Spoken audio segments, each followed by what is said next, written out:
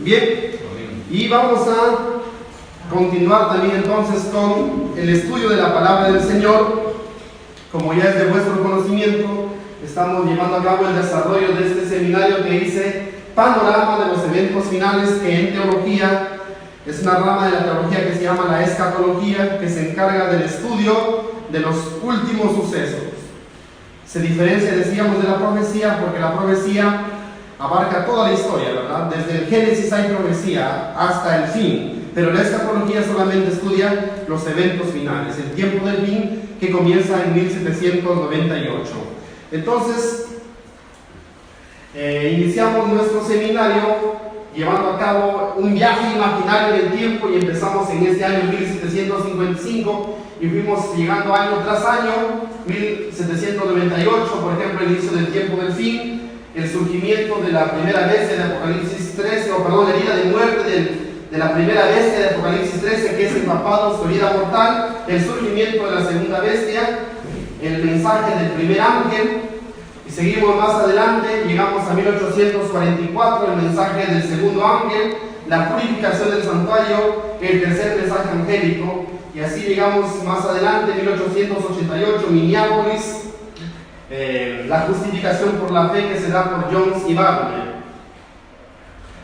Fuimos viajando más y más adelante y llegamos, por ejemplo, a este año de 1929, cuando el papado vuelve a ser un gobierno soberano, ¿verdad?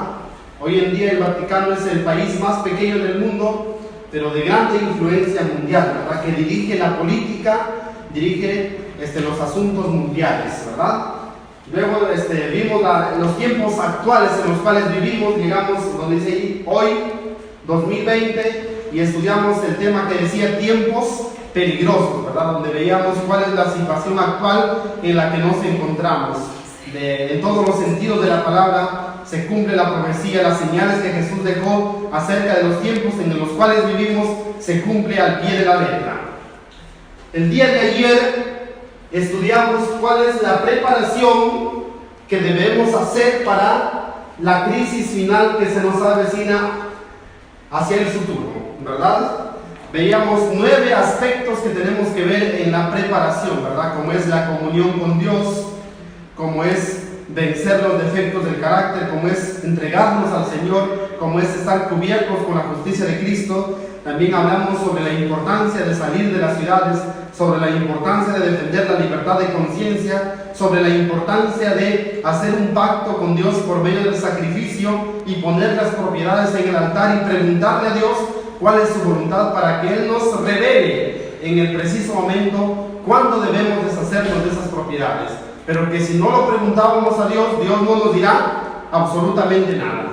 Nos permitirá detener esos bienes y cuando llegue el tiempo de angustia, unos querrán deshacerse, pero ya no podrán hacerlo y eso será su motivo de perdición.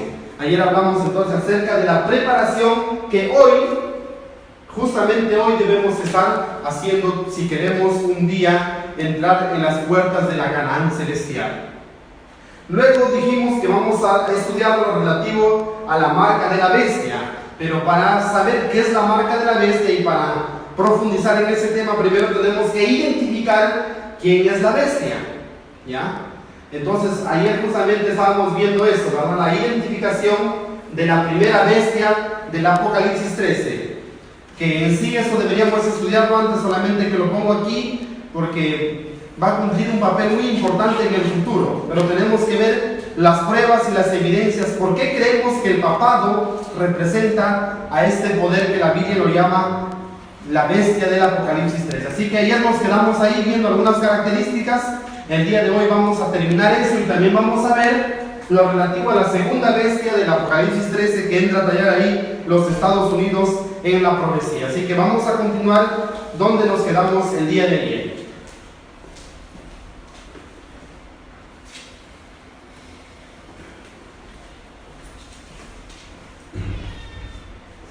La identificación de la bestia del Apocalipsis 13, ¿verdad?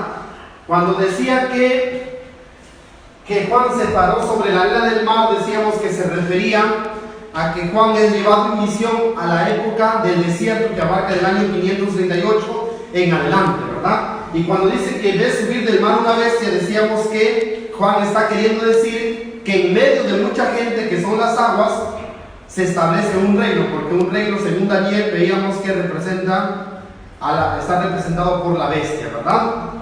Y dice que tenía 7 cabezas y 10 cuernos, ¿verdad? Decíamos que las 7 cabezas representa a la unión de iglesia y Estado desde el principio, que se ha manifestado a través de 7 formas, que son las 7 cabezas, y el periodo dominante en Apocalipsis 13, 1 al 10, se representa al papado, ¿verdad?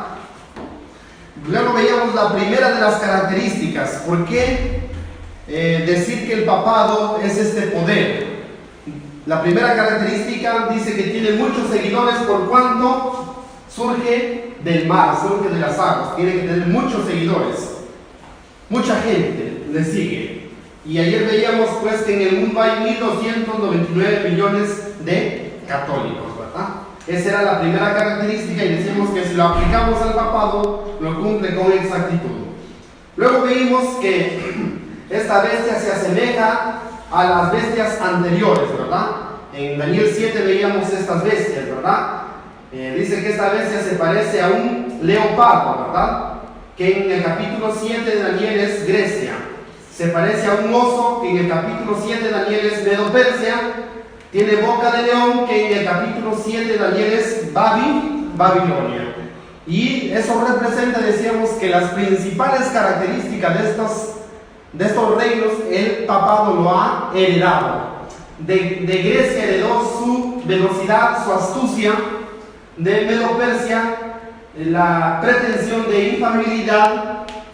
En sus leyes irrevocables, el papado pretende tener leyes por encima de Dios y pretende ser infalible. Dice que el papado nunca renunciaba a esa pretensión y nunca lo hará. La boca de león ha heredado de Babilonia la riqueza y la religión falsa, ¿verdad? En eso se parece el papado a las bestias anteriores. La tercera característica, según Apocalipsis 13, todo eso está en el Apocalipsis 13. Apocalipsis 13:2 dice: y el dragón le dio su poder y su trono y grande autoridad. Veíamos que el dragón es Satanás, ¿verdad? El dragón es Satanás, pero que su instrumento en los primeros siglos de la era cristiana fue el Imperio Romano. Ayer veíamos un comentario, decía que Herodes no fue un gobernador romano. Claro que sí, gobernaba para Roma, no tenía la categoría de César, pero gobernaba para Roma, ¿verdad? Obviamente gobernaba en pueblos judíos, pero obedecía órdenes del emperador de Roma, ¿ya?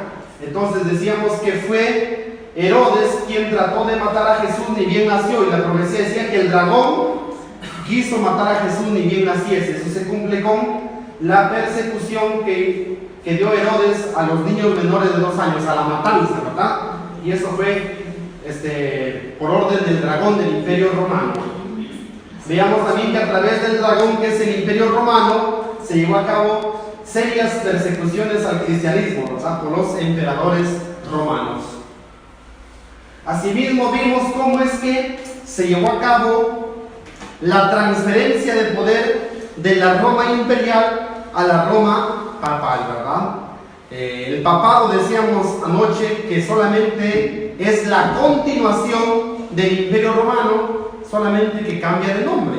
Es con otra fachada, con otra cara, con un manto de cristiandad, pero en sí sigue siendo la religión pagana del Imperio Romano. Y veíamos ahí algunos emperadores que jugaron papeles importantes en esta transferencia de poder.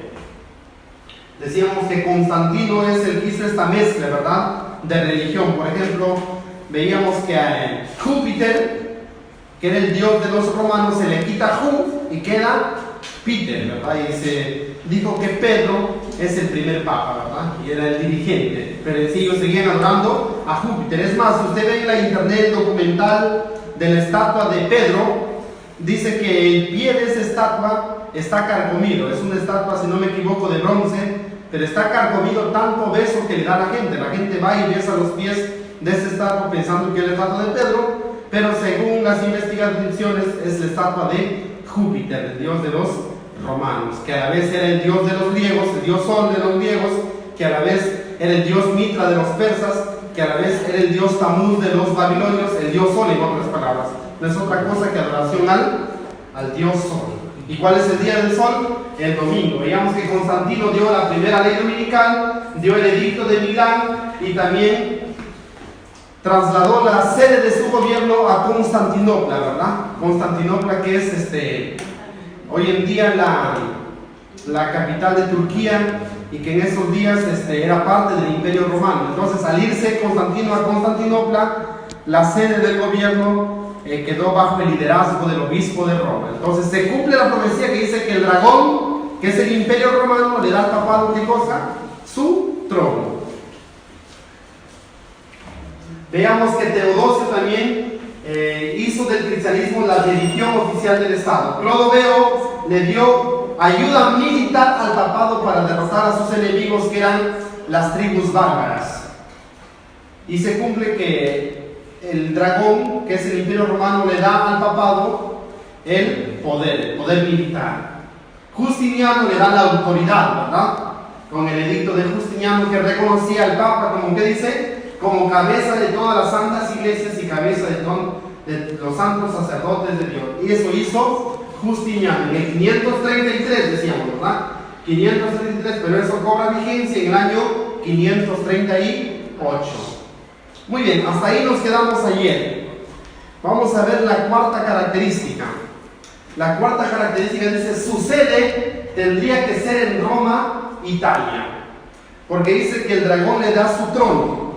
Usted no puede ubicar a este poder en América, no lo puede ubicar en Francia, no lo puede ubicar en África, o no lo puede ubicar en Asia, o en Oceanía, en cualquier otra parte del mundo, en cualquier otro país. Algunos dicen: ¿y por qué no en América? ¿Por qué no en un país latino? Porque la profecía dice que el dragón le da su trono. Y el dragón fue identificado como Satanás, y su instrumento de Satanás es el Imperio Romano. Ahora bien, ¿cuál era el trono del Imperio Romano? Acá tenemos un mapa del Imperio Romano antiguo, ¿verdad? Abarcaba 3 continentes. Abarcaba Europa, esto es Europa, abarcaba Asia, el Asia Menor, y abarcaba parte del África, ¿verdad? Entonces, este país que es conocido mundialmente en geografía, que tiene forma de una bota, ¿verdad? Es Italia.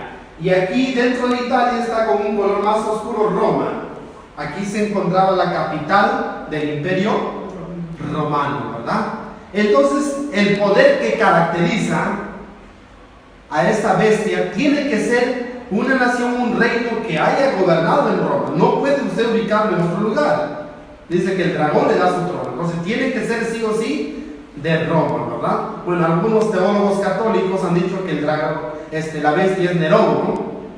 Porque gobernó en Roma y cumple con algunas características. Tuvo seguidores y tuvo seguidores. Se cuadran muchas características, pero hay características que no cuadran con Nerón, y eso también lo vamos a ver en esta noche. Ahora veamos la ubicación del Vaticano. ¿Dónde se encuentra el Vaticano? Precisamente donde era la sede del Imperio Romano. Según una enciclopedia en internet, dice que el Vaticano es un país soberano sin salida al mar, cuyo territorio consta de un enclave dentro de la ciudad de Roma, en la península itálica. Aquí está la ciudad del Vaticano. Este es un mapa actual, ¿ya? Esta es geografía actual. Justamente donde se encontraba Roma, ahí se encuentra el Vaticano, ¿verdad? Aquí es el trono de la bestia. Entonces, esta es una prueba más que el catolicismo es este poder identificado como la bestia del Apocalipsis 13. Y justamente su nombre lo denota. Dice: Iglesia Católica, Apostólica y Romana, ¿verdad? Su nombre lo delata, ¿verdad? Que es romana. La continuación no es otra cosa que la continuación del Imperio Romano. Ahora, por ejemplo, yo les pregunto: esa vestimenta que utilizan los papas, ¿de dónde sacan? ¿Los sacerdotes del tiempo antiguo se vistieron así? No. Y aún se hayan vestido así, sabemos que a partir de que Cristo muere por nosotros, ya no hay sacerdotes en esta tierra, porque Él es el sumo sacerdote. y nuestra mediación es directa. Por eso dice, vosotros sois el real sacerdocio, y ya no hay necesidad de un intermediario humano como era en la antigüedad. Sí, un intermediario humano divino, que es nuestro Señor Jesucristo, pero ya no hombres. Entonces, esa ropa que utilizan los sacerdotes, el Papa, eso lo utilizaban los sacerdotes del Imperio Romano. Toda esa vestimenta que ellos utilizan es una vestimenta mística, simbólica, pero simboliza no a cosas de Dios, sino simboliza al ocultismo. Y hay muchos artículos en la internet, también en libros históricos. Por ejemplo, la gorra que utiliza el Papa con la boca de pez, eso es en honor al dios Dagón de los filisteos, ¿verdad? Así también el Cristo flaco con la cruz invertida es un símbolo satánico, ¿verdad? Y así otras varias cosas que dice el papado dan a demostrar que el papado es el heredero del Imperio Romano, de la religión pagana de Roma. Muy bien. Pasamos más adelante y vamos a ver una quinta característica. ¿Por qué decimos que el papado es este poder identificado en la profecía como la bestia? La quinta característica dice es un poder blasfemo. Y dice la palabra del Señor en Apocalipsis 13:6. Y abrió su boca en blasfemias contra Dios, para blasfemar de su nombre, de su tabernáculo y de los que moran en él en el cielo. Dice que abrió su boca en blasfemias. Ahora, si usted va al diccionario y busca la palabra blasfemia, dice que es una ofensa muy grande, pero eso es en términos seculares. En términos bíblicos, en términos teológicos, la blasfemia tiene otra definición. ¿Qué es blasfemia? Vamos a ver, en la misma Biblia está la respuesta. El Evangelio según San Juan, capítulo 10, versículo 32 al 33. Jesús les respondió: muchas buenas obras os he mostrado de mi Padre. ¿Por cuál de ellas me apedreáis? Le respondieron los judíos, diciendo: por buena obra no te apedreamos, sino por la blasfemia, porque tú, siendo hombre, te haces Dios. Ahí tenemos la definición bíblica de blasfemia expresada por los maestros de Israel. La blasfemia dice que tú, siendo hombre, te haces Dios. En el juicio que le hicieron a Jesús, dice que los testigos se contradecían unos contra otros. Habían falsos testigos que habían contratado para testificar en contra de Jesús, pero entre ellos se contradecían y por eso no le podían condenar a Jesús. Entonces dice que Caifás les dijo: ustedes no saben nada, déjenme hablar a mí. Y le dice Caifás: dinos, ¿eres tú el Hijo de Dios? Y hasta ese momento dice que Jesús había callado, pero en ese momento ya no podía callar más. Y él dijo: tú lo has dicho. Y entonces dice que Caifás rasgó sus vestiduras sumos sacerdotales y dijo: ¿qué más necesidad tenemos de testigos? Él mismo se ha condenado. Al decir que es hijo de Dios, se hace igual a Dios. Esa es blasfemia y debe morir por eso.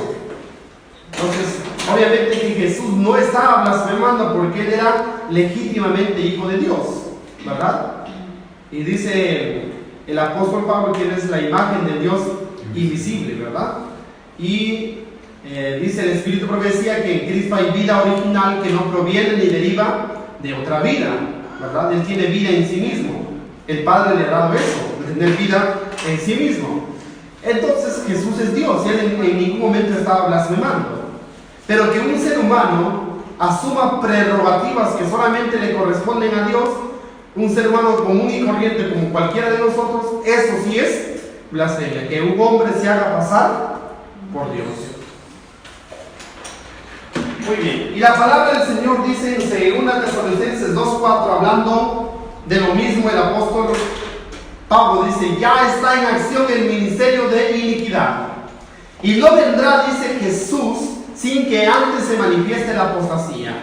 Pablo escribe esto por el siglo I antes de Cristo, y ya estaba en desarrollo el ministerio de iniquidad. Y él dice: antes que venga Jesús, desde el siglo I, después del siglo I, se iba a manifestar el hijo de apostasía, el hijo de perdición, la apostasía. ¿Y cuál iba a ser la característica de este hijo de perdición, de este hombre de pecado? Dice el apóstol Pablo: el cual se opone y se levanta contra todo lo que se llama Dios o es objeto de culto,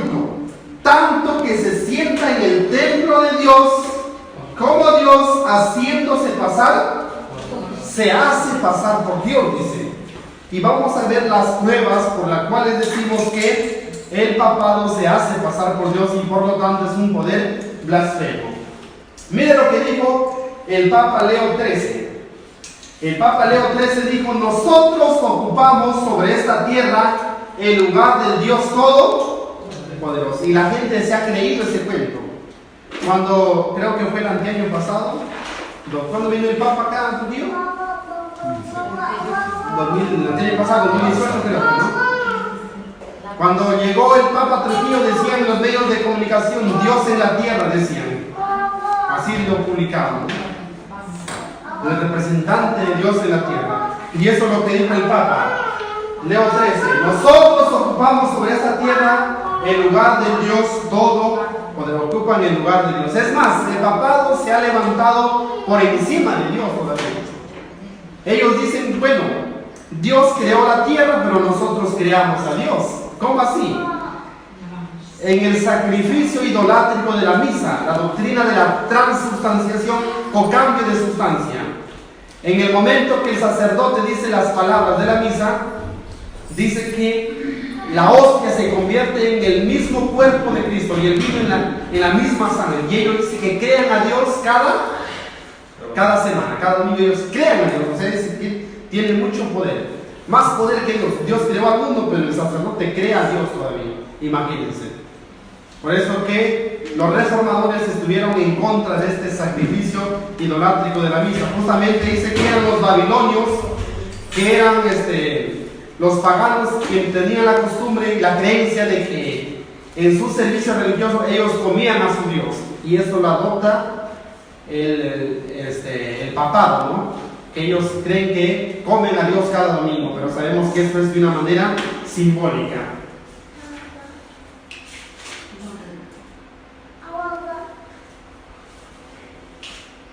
Hablando del Padre Nuestro, la Biblia dice: no llaméis a nadie, porque uno es nuestro Padre. Bueno, y el sacerdote y el Papa se hace llamar Santo Padre. Ahora, esa es otra prueba. La Biblia nos dice en Efesios 5:23 que la cabeza de la iglesia, ¿quién es? Cristo. Nuestro Señor Jesucristo. Pero el Papa se hace llamar a sí mismo la cabeza de la iglesia de Dios. Esa es una prerrogativa divina. Cristo es la cabeza, nosotros somos los seguidores, subpastores. Cristo es el verdadero pastor y es el verdadero fundamento de la iglesia. Porque dice: las puertas del Hades no prevalecerán contra ella, ¿verdad? Porque contra Cristo no prevalecieron, pero contra seres mortales sí prevalecen. Si un sacerdote, un papa fuera el fundamento de nuestra fe, entonces ya Satanás triunfaría, porque la muerte prevalece contra ellos, pero Jesús es el único que pudo prevalecer contra la muerte. En cuanto a la adoración, la palabra del Señor en Hechos capítulo 10, versículo 25-26, hablando de la experiencia de Cornelio, dice que Cornelio, cuando vio a Pedro, él dijo: oh, he visto al hombre que vivió con Jesús y se postró para adorarlo. Y Pedro dijo: no, levanta, dice: yo soy hombre como tú, adora a Dios. Y ese fue, según los católicos, el primer papa. Pedro no se dejó que se inclinen ante él. ¿Y por qué los sacerdotes lo permiten? ¿Por qué el papa lo permite? Es más, no solamente Pedro, un ángel también, ¿verdad? En Apocalipsis 19:10, 22, 8 y 9, dice que cuando Juan vio a un ángel, a pesar que Juan era un hombre santo, entregado a Dios, vio a un ángel, se asombró, dice, y se postró para adorarle. Y el ángel le dijo, siendo un ángel: no lo hagas, le dice Juan, yo soy un siervo igual que tú, adora a Dios, le dice, ¿no? Un ángel no se dejó adorar. ¿Y por qué los hombres lo permiten, verdad? Una vez en el colportaje, me había vestido yo con un terno negro y una corbata negra también, y había llegado a un asilo a colportar. Y las ancianas estaban esperando la visita del sacerdote y pensaban que yo era el sacerdote. Y vinieron corriendo y me besaban la mano. Y una anciana se arrodilló y besaba mi mano, y yo le digo: yo no soy sacerdote, le digo, y entonces se avergonzaron, ¿no? Entonces los sacerdotes permiten que la gente se incline ante ellos, les bese la mano, la cosa que únicamente se puede hacer ante Dios. Justamente los católicos dicen: nosotros no adoramos a los ídolos, nosotros no adoramos al sacerdote, mucho menos al Papa. Según ellos dicen que no adoran, en palabra dicen que no, pero en hecho sí lo hacen. ¿Por qué? Porque la palabra adoración viene del hebreo shahá, que quiere decir inclinación. Del momento que uno se inclina ante algo, lo está adorando, ¿verdad?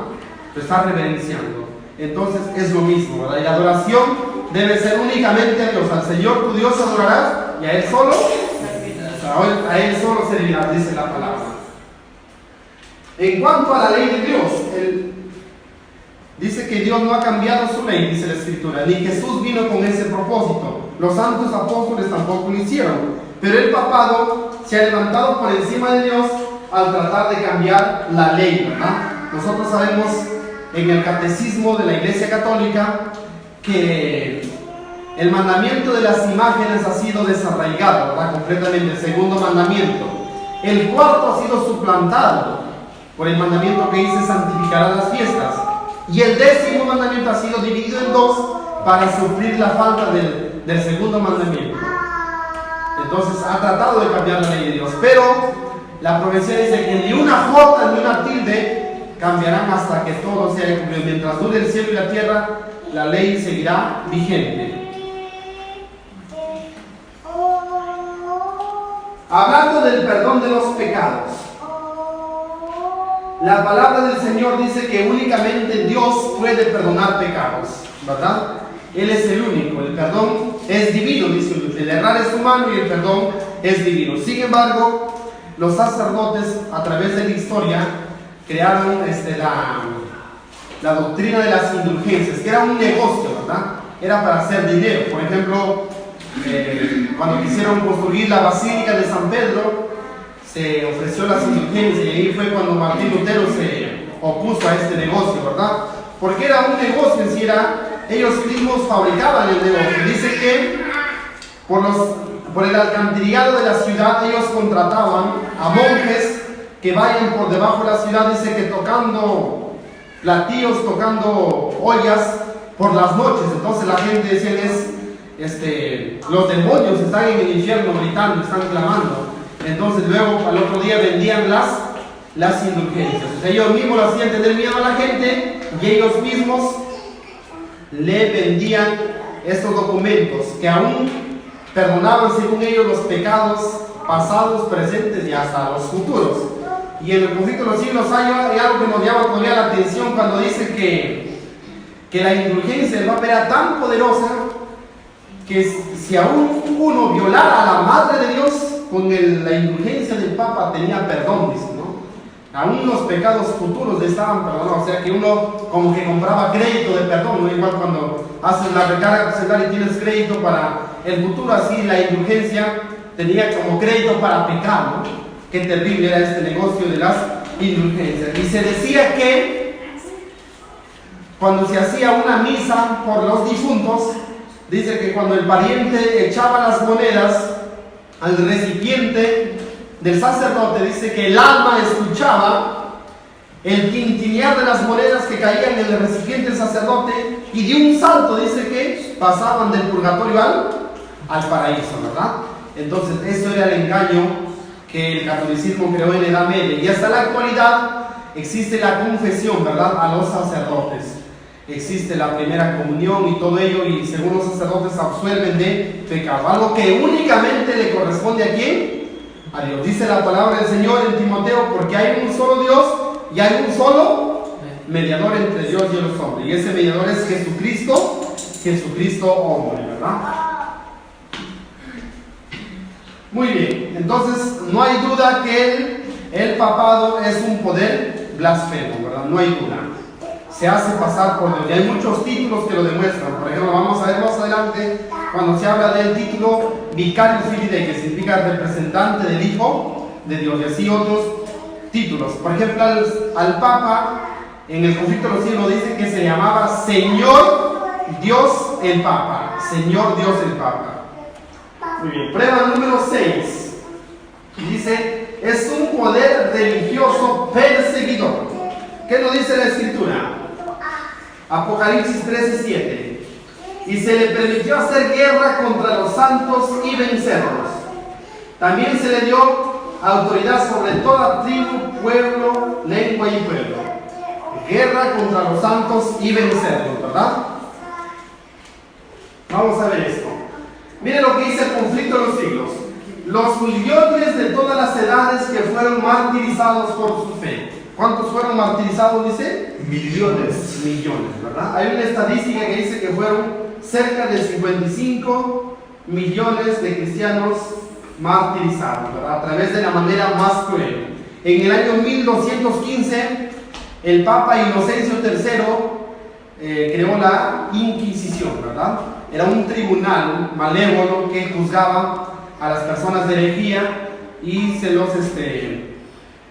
entregaba a la hoguera, ¿verdad? Eran quemados vivos en la hoguera. Entonces, terrible lo que sucedió en la Inquisición, de especial manera en España, ¿verdad? La Inquisición española. Y había diferentes métodos de tortura. La profecía en Daniel 11:34 dice: y por algunos días caerán a espada y a fuego, en cautividad y despojo. 4 maneras de morir.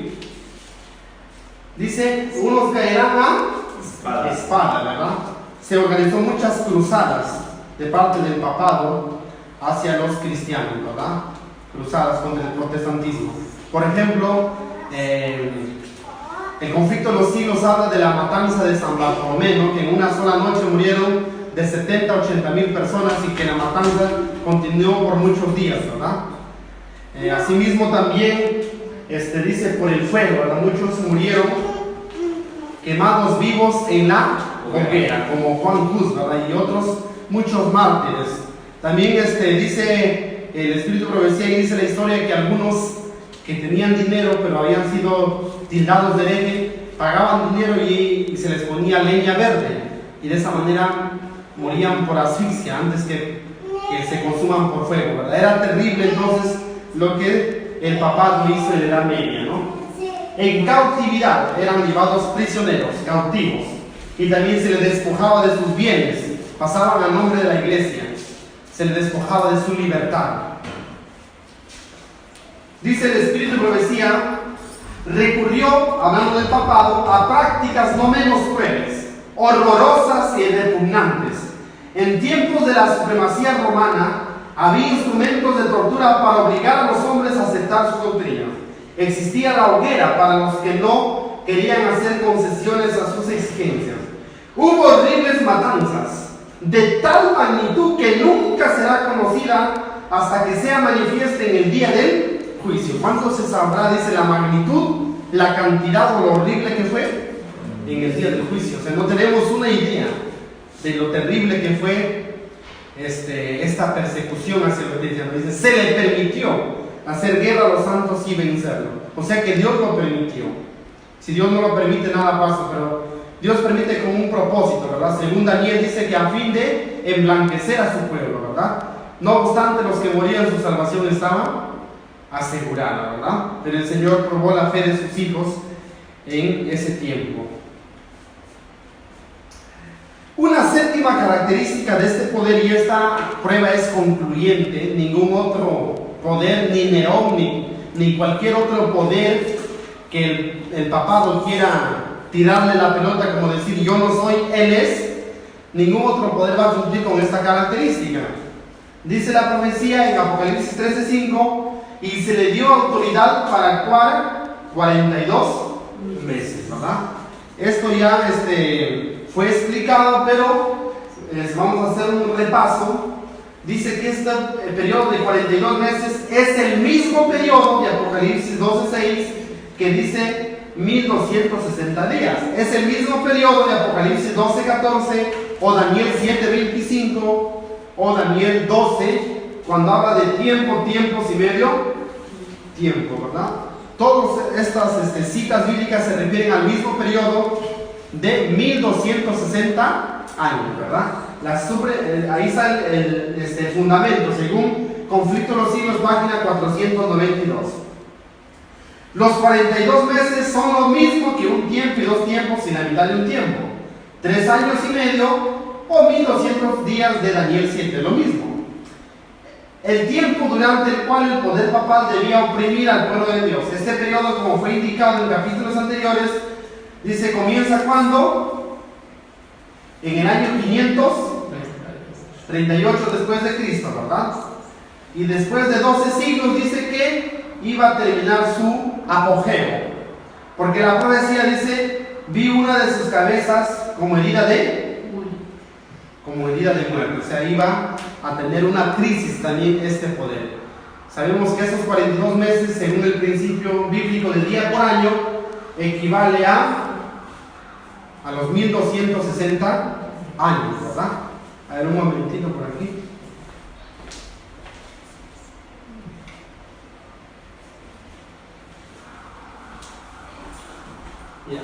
Dice, ¿cómo demostrar que el mes judío estaba conformado por 30 días? En la primera clase lo demostramos, ¿verdad? Haciendo referencia al diluvio, ¿verdad? Dice, habla de 5 meses o 150 días como el mismo periodo, entonces de ahí equivale que un mes, proféticamente hablando, equivale a 30 días. ¿Cómo demostrar que un tiempo equivale a un año? ¿Se acuerdan que vimos la historia de Nabucodonosor? Que en su locura estuvo 7 tiempos o 7 años, ¿verdad? Entonces es el mismo periodo, ¿ya? Y abarca del año 538 hasta el año de 1798 después de Cristo. Muy bien. Y es curioso, dice que en febrero del 538 son derrotados los ostrogodos, y es en febrero de 1798 que se da la herida mortal a la bestia. Ahí está la herida de muerte. Según Conflicto de los Siglos dice, esta predicción se cumplió asombrosamente en el año 1798, cuando el general Berthier entró en Roma a la cabeza del ejército francés y declaró que había terminado el poder político del Papa. Qué interesante, ha terminado el poder, ¿qué cosa? Político, o sea que no solamente era un poder religioso. No olvidemos que el Papa era rey de reyes, en el sentido de que gobernaba a los reyes. Según la profecía en Apocalipsis 17:15, dice que este poder se sienta sobre los reyes de la tierra, maneja a los reyes de la tierra, y esto se vio en la Edad Media. Para que los reyes puedan gobernar, tenían que tener la autorización del Papa. Hay un caso en Conflicto de los Siglos, habla de un gobernante alemán que se opuso al Papa, ¿verdad? Y entonces dice que el Papa no le dejó gobernar porque el Papa tenía un bloqueo, que hace hoy en día en Estados Unidos, ¿no? Por ejemplo, a Venezuela, a Cuba lo bloqueó. Y eso es lo que hacía el Papa. Existía en la Edad Media un arma diplomática del papado que se llamaba el entredicho. ¿Y en qué consistía el entredicho? El Papa daba esa ley y ningún país vecino de ese país castigado le podía comprar ni vender nada a ese país, y ese país tenía que suplicar perdón al Papa. Y eso pasó con este dirigente alemán. Tuvo que cruzar el invierno, dice, en pleno invierno los Alpes, ¿no? El hielo. Y para que el Papa lo perdone tuvo que estar descalzo 3 días en ayuno para que el Papa lo perdone. Imagínense, ¿no? Eso con un gobernante, imagínense con la gente del pueblo.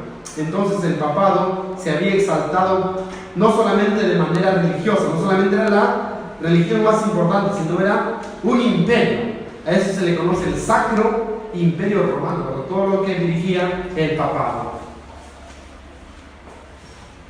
La profecía dice en el versículo 10: si alguno lleva en cautividad, va en cautividad. Si alguno mata a espada debe ser muerto.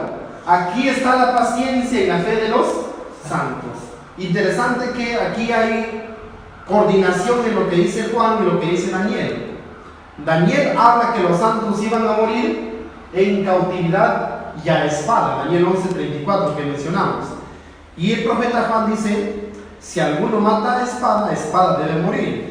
Y si alguno lleva en cautividad, debe ir en cautividad. El papado llevó cautivo a muchos cristianos y mató a espada a muchos cristianos. Y justamente aquí se cumple esta profecía, porque lo mismo que el papado hizo, lo mismo se hizo en la Revolución Francesa. Dice que en París y en muchas ciudades de Francia se mataron a muchos sacerdotes a espada en la Revolución Francesa.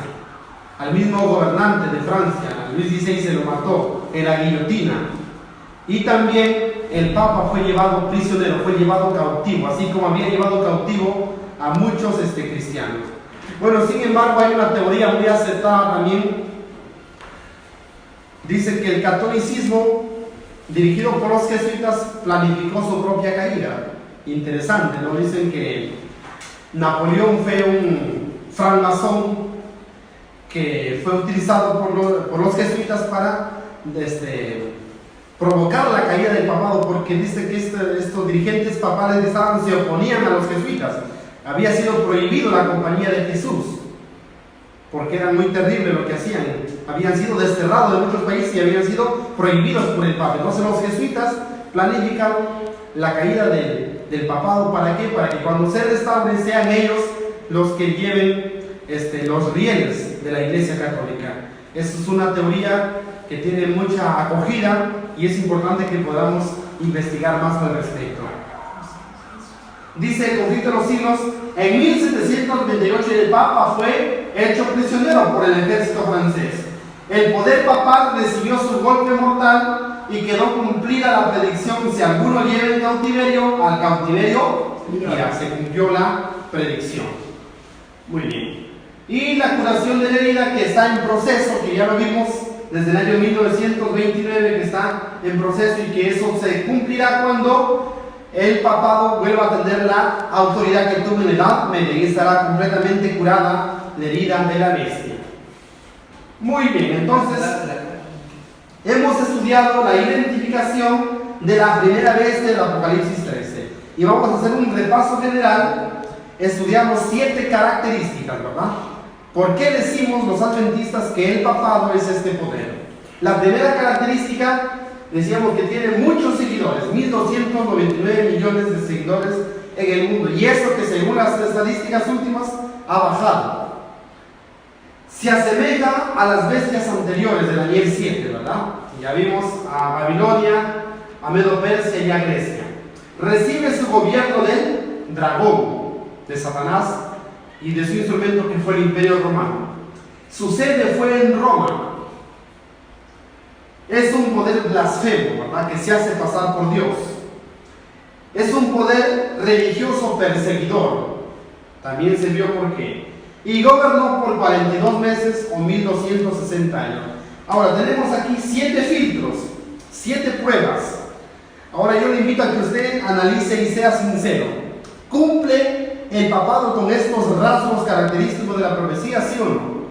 Sí. La respuesta es sí. Ahora yo le reto a que usted identifique a otro reino que cumpla estas mismas características, y no lo va a encontrar. Encontrará uno que tenga 2 o 3 o hasta 6, pero que tenga las mismas características que el papado. No lo va a encontrar. Solo el papado cumple con todos estos rasgos de la profecía. Entonces no hay duda alguna que el papado es este poder simbolizado en la profecía como esta bestia semejante a un leopardo. Muy bien. Ahora vamos a seguir más adelante, y según Apocalipsis 13 hay otro poder que surge justamente cuando la primera tiene de día de muerte. Hay otro poder que surge inmediatamente por ese entonces. Vamos a ver la segunda bestia del Apocalipsis 13 en este momento.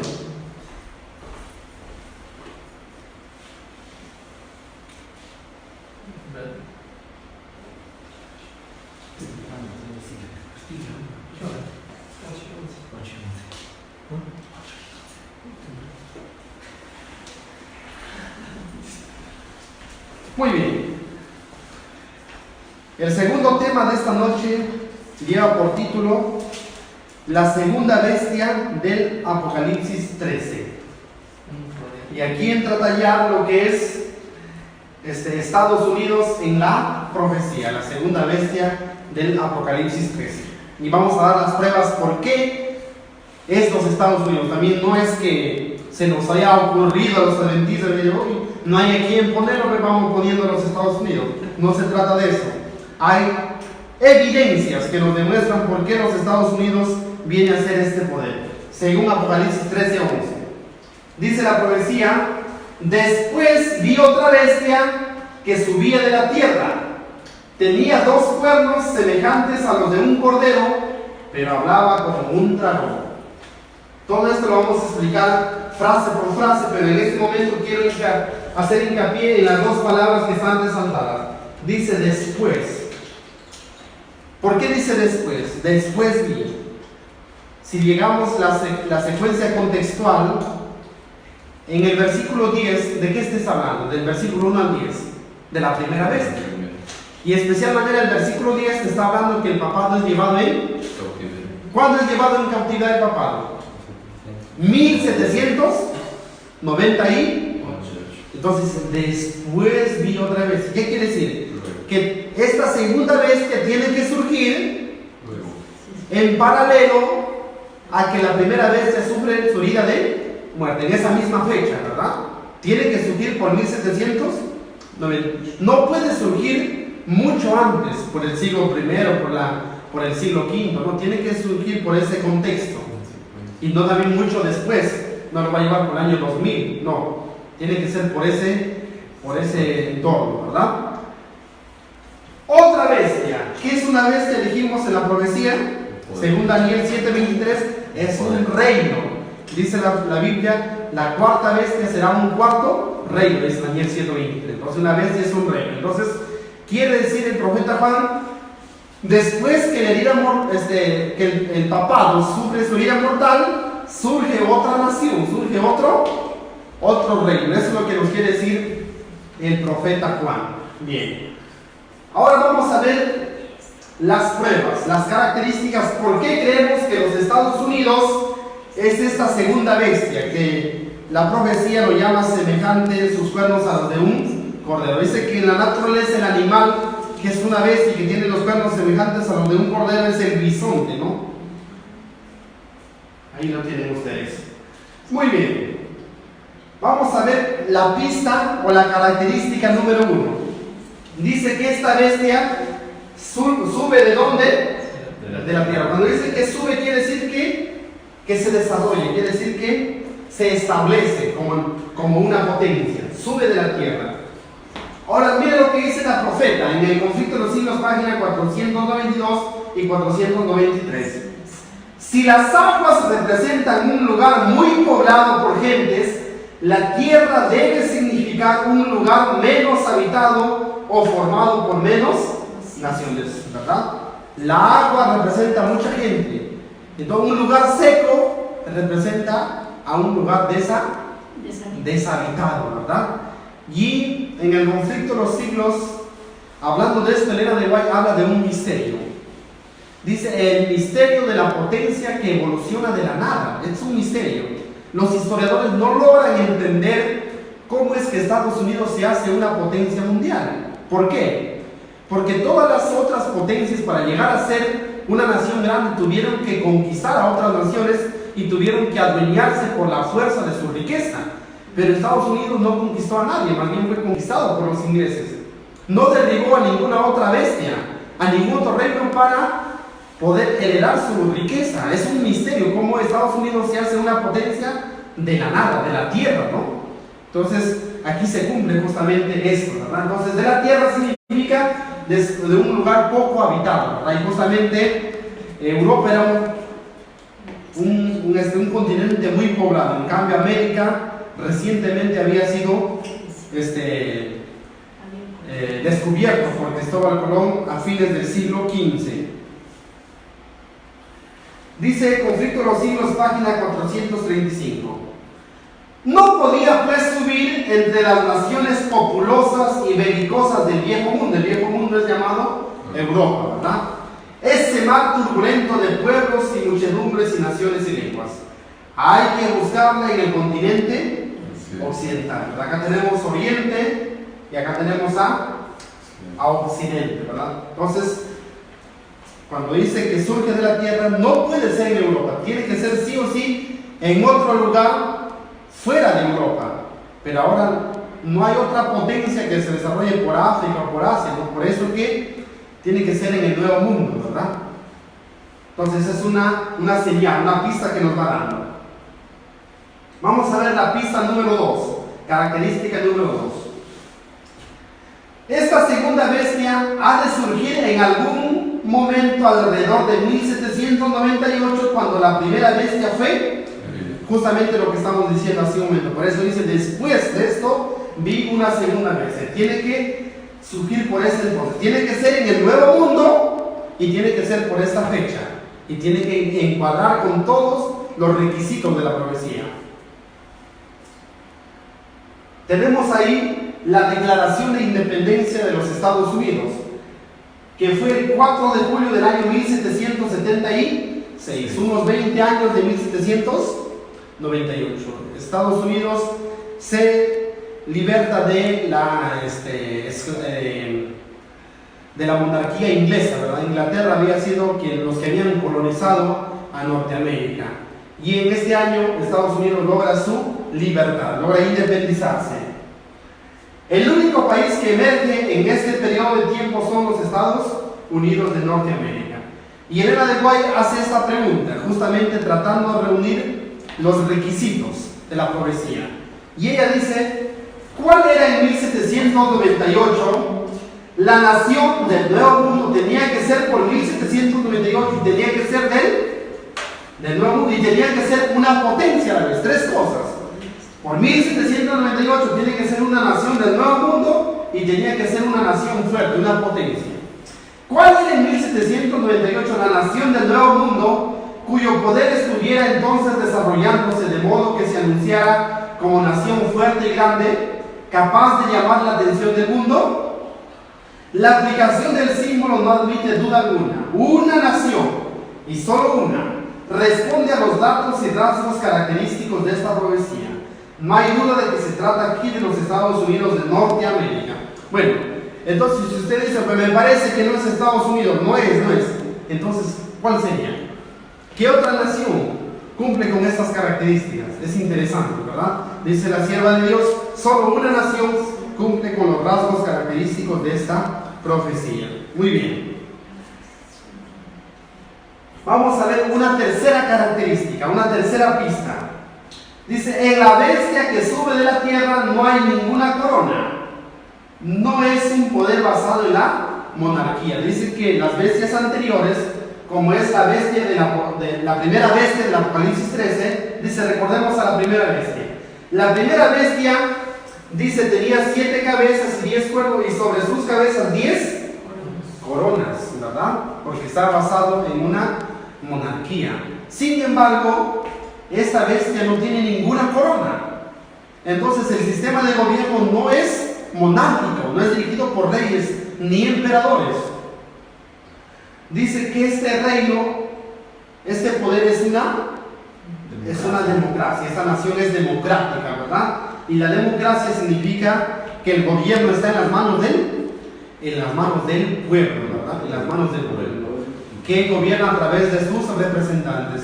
El pueblo pone y quita sus representantes. Bueno, eso es por lo menos lo que nos hacen creer, ¿verdad?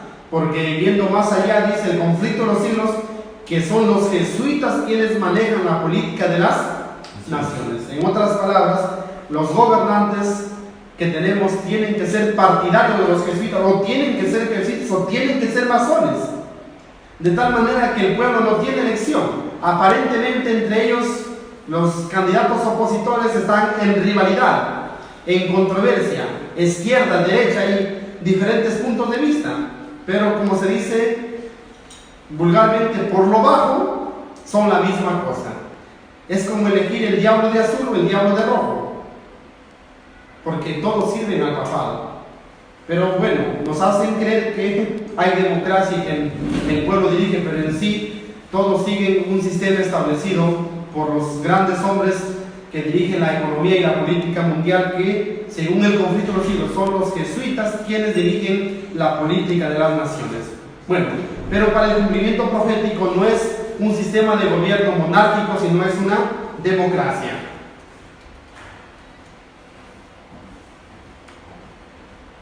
Dice, tenía 2 cuernos semejantes a los de un cordero, ¿verdad?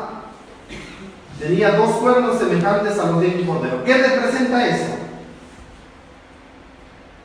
Es la cuarta característica o la cuarta pista. Defiende la libertad de conciencia. Por eso dice, tenía 2 cuernos semejantes a los de un cordero. Ojo que El cordero es un símbolo de Jesucristo, ¿verdad?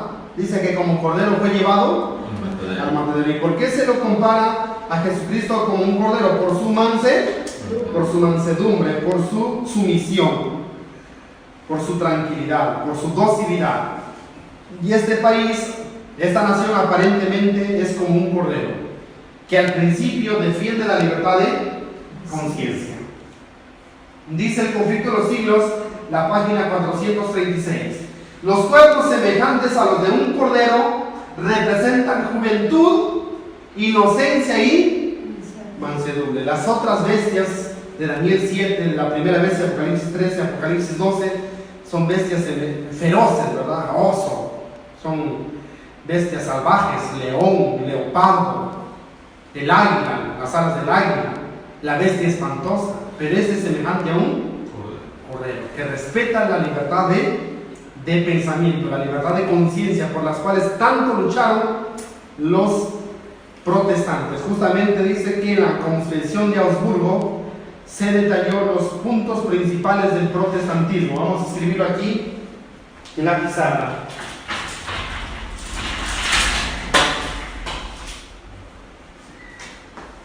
Uno, la Biblia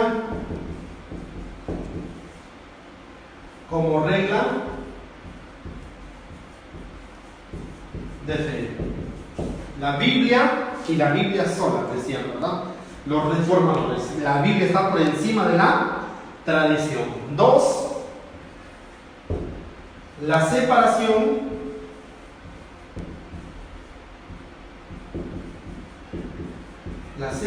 de la iglesia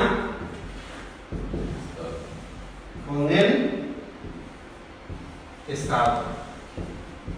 Un punto muy importante del protestantismo.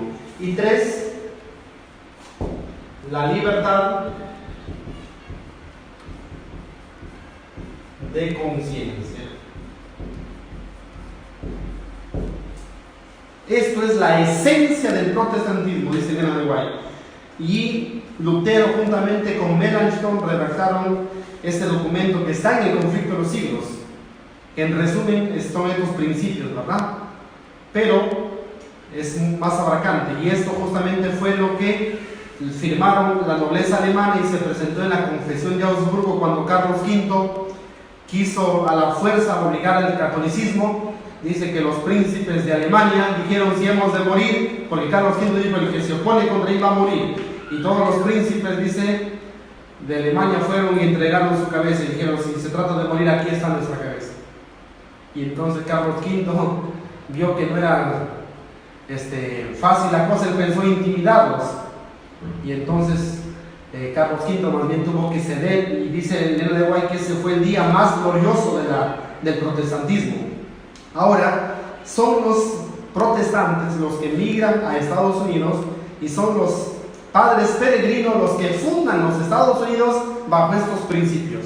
Bajo el principio de la Biblia como regla de fe, bajo el principio de la separación de la religión y la política, bajo el principio de la libertad de conciencia. Eso era doctrina del protestantismo y eso se plasma en los Estados Unidos de Norteamérica. En cambio, los reinos anteriores, las naciones anteriores no eran inocentes ni más, eran feroces, ¿verdad? Y no respetaban la libertad de conciencia. Pero esta nación surge así, dice, con inocencia y mansedumbre. Miren lo que dice el Conflicto de los Siglos, página 436. Entre los primeros expatriados cristianos que huyeron a América en busca de asilo contra la opresión real y la intolerancia sacerdotal que era en Europa, hubo muchos que resolvieron establecer un gobierno sobre el amplio fundamento de la libertad civil y religiosa, ¿verdad? Acá tenemos los padres fundadores de Estados Unidos, ¿verdad? Que cansados de la opresión, cansados de la persecución en Europa, tuvieron la idea y lo lograron de fundar una nación, dice, bajo el amplio fundamento de la libertad civil y religiosa. De esa manera se fundan los Estados Unidos de Norteamérica, una tierra de libertad. Aquí tenemos la llegada de los padres puritanos del año 1620 salieron de Holanda, ¿verdad? Llegaron a Estados Unidos, tierra de libertad, tierra donde no había persecución. Estados Unidos surgió bajo el principio de libertad. Veamos lo que dice Conflicto de los Siglos, página 495. Además fue otorgada la libertad religiosa, y a cada cual se le permitió adorar a Dios según los dictados de su conciencia. El republicanismo y el protestantismo vinieron a ser los principios fundamentales de la nación. Y ojo, miren lo que dice a continuación. Estos principios son el secreto de su poder y de su prosperidad. ¿Cuáles son los secretos de la prosperidad para que Estados Unidos sea una potencia de la nada, como dije hace un momento? El republicanismo y protestantismo, la libertad, ¿verdad?, de religión, la libertad de conciencia. Obviamente también que a la fecha esa libertad se lo ha llevado a un libertinaje, ¿verdad?, porque muchas cosas en pro de la libertad se aceptan como buenas a pesar que sean malas. Miren lo que dice la Declaración de Independencia de los Estados Unidos. Esto se dijo cuando se declaró la independencia de los Estados Unidos. Sostenemos estas verdades evidentes, que todos los hombres han sido creados iguales, que han sido dotados por su Creador con ciertos derechos inalienables, entre los que están la vida, la libertad y la búsqueda de la felicidad. Esto era el pensar de los Estados Unidos en su origen. Ahí tenemos la estatua de la libertad, ¿verdad?, que fue donada por Francia a los Estados Unidos. Y aquí tenemos la enmienda número 1 de la Constitución Política de los Estados Unidos. El Congreso no hará leyes en relación al establecimiento de alguna religión o prohibición del libre ejercicio de la misma, ¿verdad? Esto garantiza la libertad de religión, que no habrá ley para imponer religión ni para prohibir que uno pueda practicar cualquier religión, o que cuando uno quiera cambiar de religión no está prohibido. Así que mucho cuidado, que día en mi iglesia me obligan a hacer esto. Nadie se está obligando a nada. Hay libertad de religión, hay libertad de conciencia, ¿verdad? Entonces, esa es la pista número 4, que es un país que respeta la libertad de conciencia. Pista, por lo tanto, no puede ser la China, porque en la China no hay libertad de conciencia. Pista número 5. Y hacía que la tierra y sus habitantes adorasen a la primera bestia cuya herida mortal fue sanada. Quiero que hagamos hincapié en esta frase que está resaltada de amarillo. Y hacía que la tierra y sus habitantes adorasen a la primera bestia. Tiene que ser un país de influencia para que pueda hacer que toda la tierra le obedezca. No puede ser un país del tercer mundo, un país subdesarrollado, un país que no tiene protagonismo a nivel mundial. Para que logre esto, tiene que ser un poder de influencia mundial, un poder de influencia mundial, una potencia mundial, una superpotencia para que pueda lograr esto, ¿verdad? Vamos a ver. Dice aquí, Estados Unidos ha influido por mucho tiempo al mundo ¿con qué? Con su música, el rock y todos los otros géneros musicales que se han originado en Estados Unidos han tenido réplica a nivel mundial. Los deportes, ¿verdad? Muchos deportes como el fútbol americano, como el béisbol, el tenis, que se practica mucho en Estados Unidos, es replicado a nivel mundial. El cine, ¿verdad? Hollywood, que es un gigante de la industria cinematográfica, ¿verdad?, que tiene influencia mundial y mueve miles de millones de dólares, ¿verdad? También está en Estados Unidos. Asimismo, dice la tecnología. Estados Unidos es un pionero en tecnología a nivel mundial, por eso que influye de una manera positiva o negativa en todas las naciones del globo, de especial manera en Occidente.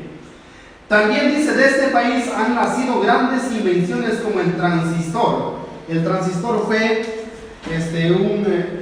un invento que fue como la base para que se pueda crear la electricidad.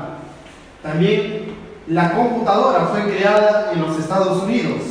El cohete, Saturno, por ejemplo. La internet, que hoy en día lo estamos sacando provecho, fue creado en los Estados Unidos. Dice que la Internet solamente Estados Unidos lo puede fabricar, ¿verdad? A nivel mundial.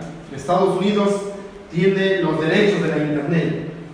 Y dentro de Internet, las redes sociales como Facebook, ¿verdad? Que es un gigante hoy en día, que maneja WhatsApp, que maneja Instagram y también otras empresas, ¿verdad? También está en Estados Unidos.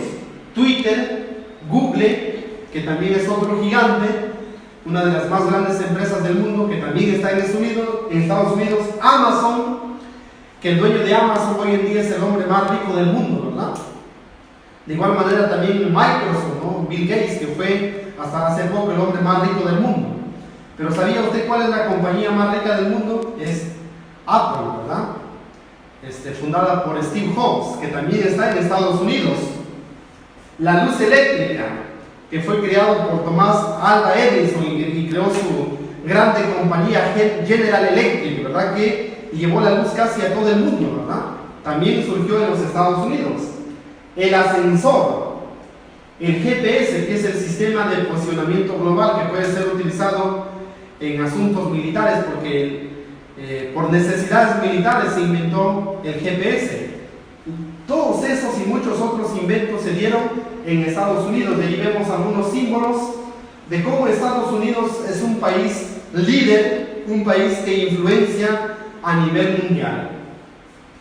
Dice aquí un dato: se denomina primera potencia mundial al país que ostenta el primer lugar en cuanto a poderío militar, riqueza económica y desarrollo tecnológico. En términos de PBI, que es el Producto Bruto Interno Nominal, la fuerza militar y tecnología se considera a los Estados Unidos de América como la primera potencia mundial. Hay otras potencias, ¿verdad?, que en algunas cosas pueden ser mejor que Estados Unidos, pero de manera general Estados Unidos sigue siendo la primera potencia mundial, ¿verdad?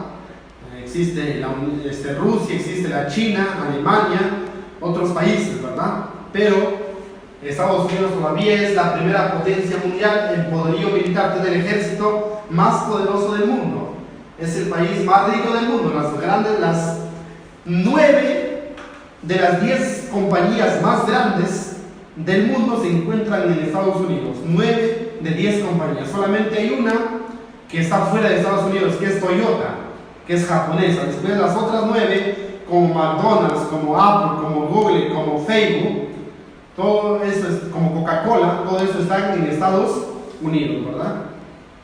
Y también Estados Unidos ha sacado provecho de la globalización, que gracias de la comunicación que hay, no hay límites para la comunicación, hay influencia Estados Unidos en educación, en cultura, en ciencia a nivel mundial, ¿verdad? Lo que pasa en un país puede pasar en todo el mundo, y como los países del tercer mundo de especial manera dependen de los países capitalistas, entonces todo lo que hacen allá se copia a nivel mundial, ¿verdad? Y justamente eso es interesante, porque lo que hará Estados Unidos lo hacen los demás países. Estados Unidos dio la ley del aborto, los demás países lo copiaron. Estados Unidos dio la ley del matrimonio homosexual, los demás países lo copiaron.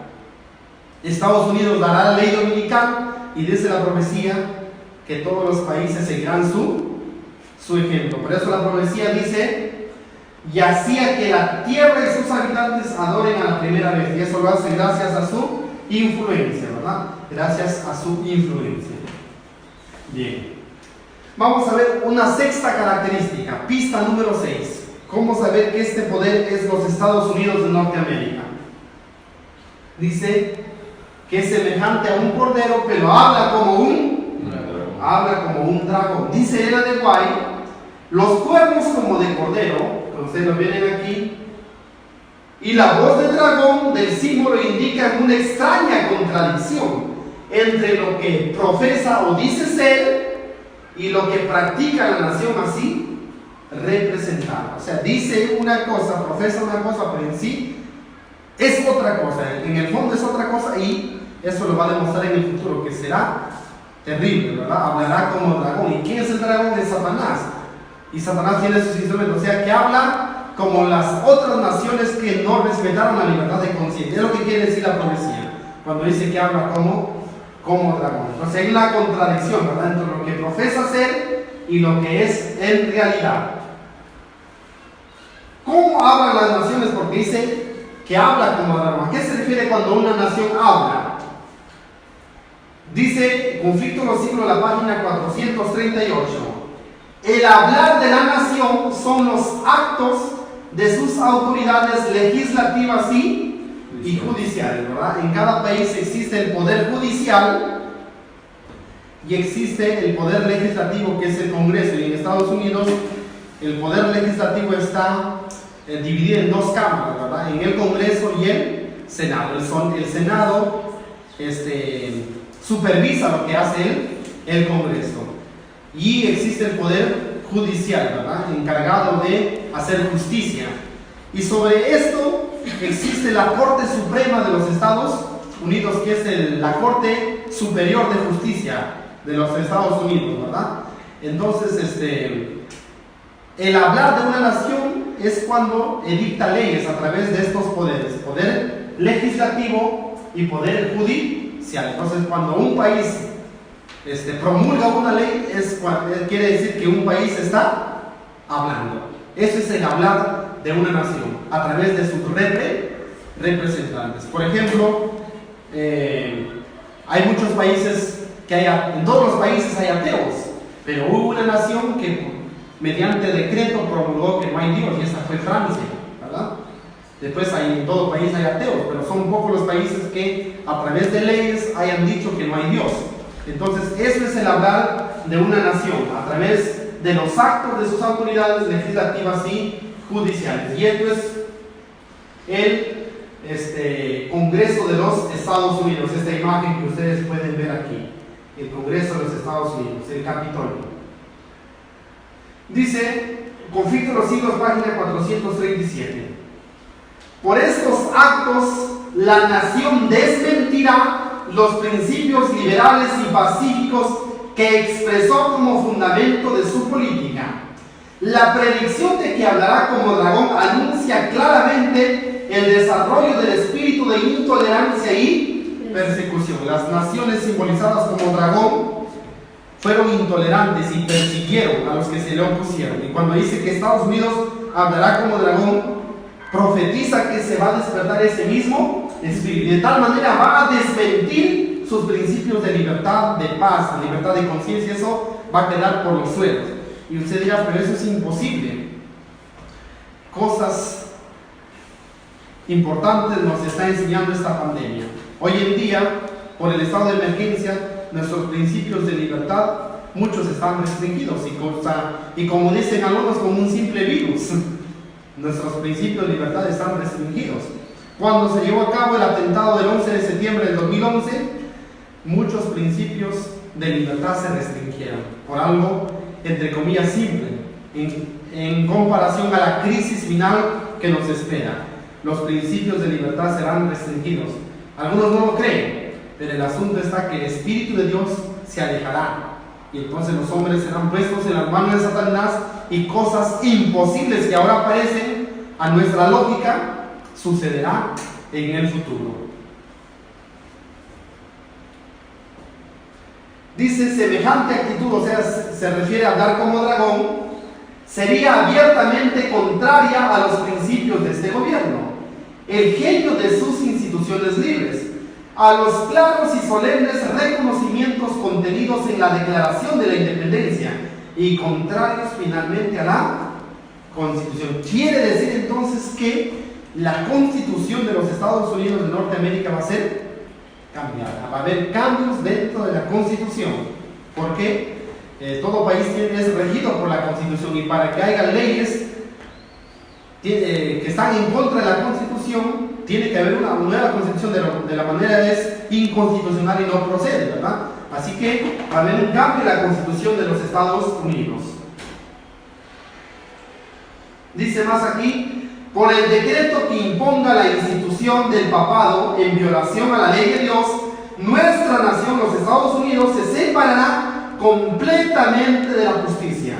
Cuando nuestro país repudie todo principio de su constitución como gobierno protestante y republicano, y haga provisión para la propagación de las mentiras y seducciones papales, entonces sabremos que ha llegado el tiempo en que se verá la asombrosa obra de Satanás y que el fin está cerca. Y eso ya se está dando, hay antecedentes. Mañana vamos a hablar acerca de esto. Cómo es que la Corte Suprema de los Estados Unidos aprobó la ley del aborto, el matrimonio homosexual. Cómo es que aprobó que se quite la ley que estaba en el estado de Connecticut. Eso vamos a estudiar el día de mañana, ¿ya?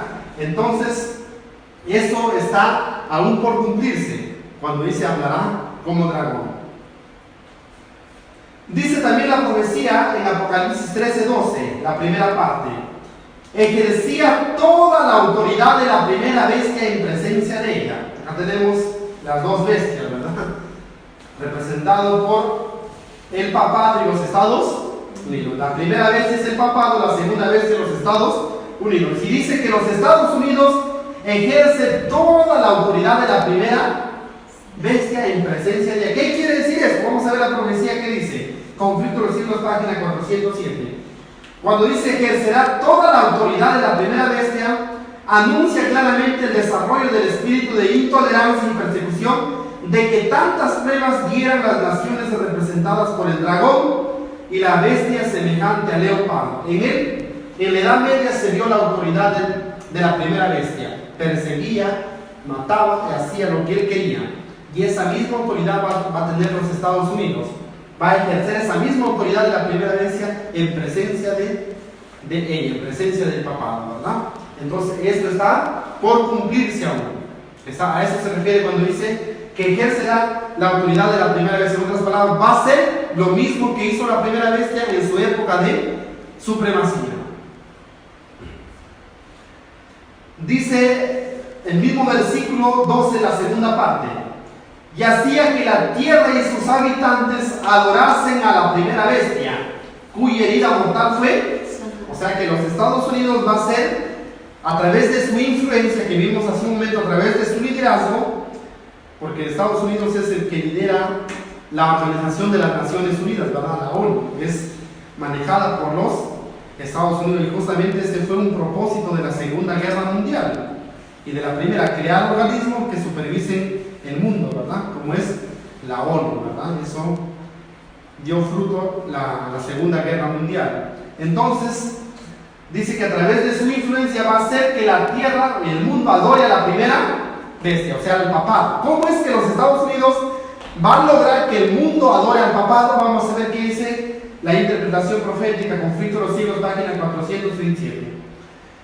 Cuando dice que hará que el mundo adore a la primera bestia, indica que la autoridad de esta nación, los Estados Unidos, será empleada para imponer alguna observancia en homenaje al papado. Eso va a ser los Estados Unidos. Va a imponer una observancia, una ley que dé homenaje al papado. ¿Y cuál es la ley que da homenaje al papado? ¿Cuál es la marca de la autoridad del papado? Es el domingo, la marca de su autoridad. Cuando esta profecía está por cumplirse, ¿cuándo se cumplirá? Cuando se dé la ley dominica, hará que el mundo adore a la primera vez, y habrá diferentes métodos, ¿verdad? Porque no olvidemos que Estados Unidos, aparte que tiene influencia, presiona a través de organismos internacionales y a través del Fondo Monetario Internacional. Todos los países tienen deuda externa. ¿Y por qué tanta deuda externa? Es justamente manejado con este propósito, ¿verdad? Es un chantaje que será en el futuro, ¿verdad? Todos los países tendrán que seguir esta agenda. Dice la profecía, sin excepción, todos los países del globo seguirán el ejemplo de los Estados Unidos. Harán también obligatoria la observancia del domingo en sus jurisdicciones. Entonces, de esa manera se cumplirá esa predicción. Dos poderes dice que se rendirán homenaje, ¿verdad? Encontramos similitud, ¿verdad? Esto es la Basílica de San Pedro en el Vaticano y esto es el Capitolio. Dice que los mismos que jesuitas fueron los que diseñaron el Capitolio, ¿verdad? Bajo el mismo diseño de la Basílica de de San Pedro. Se rendirán homenaje, ¿verdad? Muy bien, entonces en línea de tiempo encontramos pues que la primera bestia, que es el poder papal, simbolizado a un leopardo con 7 cabezas, tiene su inicio por el siglo IV, cuando Constantino le da su sede, su trono a la bestia. Clodoveo le da el poder militar, Justiniano le da la autoridad civil, y entonces ahí comienzan los 1200 años de actividad papal. En 1776 se da la independencia de los Estados Unidos, y paralelo a eso el papado recibe la herida mortal, y por ahí surge ¿qué cosa? Los Estados Unidos de Norteamérica, que es la segunda bestia. En esta nación se formará la imagen de la bestia. Se está formando la imagen de la bestia. ¿Cuándo estará formada? Eso vamos a estudiar el día de mañana. La herida mortal quedará sanada y se dará la marca de la bestia, la ley dominical y la persecución del pueblo de Dios. Esto es justamente lo que estudiaremos el día de mañana. Entonces, en resumen, la segunda bestia del Apocalipsis 13 tiene 6 características, ¿verdad? La primera es que surge en medio de poca gente, surge de la tierra. La segunda surge cuando la primera bestia tiene su herida de muerte, por 1798. La tercera característica no es un reino, no es una monarquía, sino una democracia, no tiene corona. 5 o 4, defiende la libertad de conciencia, semejante a un cordero. 5, tiene influencia mundial, porque logra que toda la tierra imite su ejemplo. Y 6, hablará como dragón cuando, a través de leyes, haga lo mismo que hizo el papado en la Edad Media, ¿verdad? Rendirá homenaje al papado, hará que el mundo homenajee al papado a través de la ley que Estados Unidos implantará, ¿verdad? De esa manera entonces se cumplirá lo poco que falta que se cumpla del Apocalipsis 13. Hasta el momento casi la mayoría de Apocalipsis 13 se ha cumplido, solamente faltan algunos detalles. Justamente hemos llegado hasta aquí, ¿verdad? Hasta la segunda bestia. Mañana veremos quién es la imagen de la bestia, cómo se forma, y la imagen de la bestia dice que va a ser la que va a influir para que se dé la marca de la marca de la bestia. El día de mañana también, Dios mediante, vamos a ver qué es la marca de la bestia. Una vez que se da la marca de la bestia, como decíamos, la primera noche es como si se abre la compuerta. Se da la marca de la bestia y todos los demás sucesos vienen instantáneos, uno tras otro, en simultáneo, en paralelo casi. Entonces, nosotros estamos aquí, ¿verdad? En tiempos muy peligrosos, y veíamos ya ayer que es tiempo de preparación, tiempos de estar en guardia, tiempos de velar y orar. El enemigo no duerme ni de día ni de noche, y son agigantados los pasos que Satanás está dando a través de sus representantes para que esto se cumpla. ¿Y qué está haciendo el pueblo del Señor para amonestar al mundo? Para que salga de Babilonia, para que huya de los castigos que le esperan a Babilonia y a los que recibirán la marca de la bestia. ¿Qué estamos haciendo? Es el momento entonces de que podamos hacer un análisis de conciencia, podamos despertar y podamos prepararnos y dar la amonestación también al mundo. El Señor nos ayude a cada uno de nosotros, es mi deseo en el nombre de nuestro Señor Jesucristo. Amén.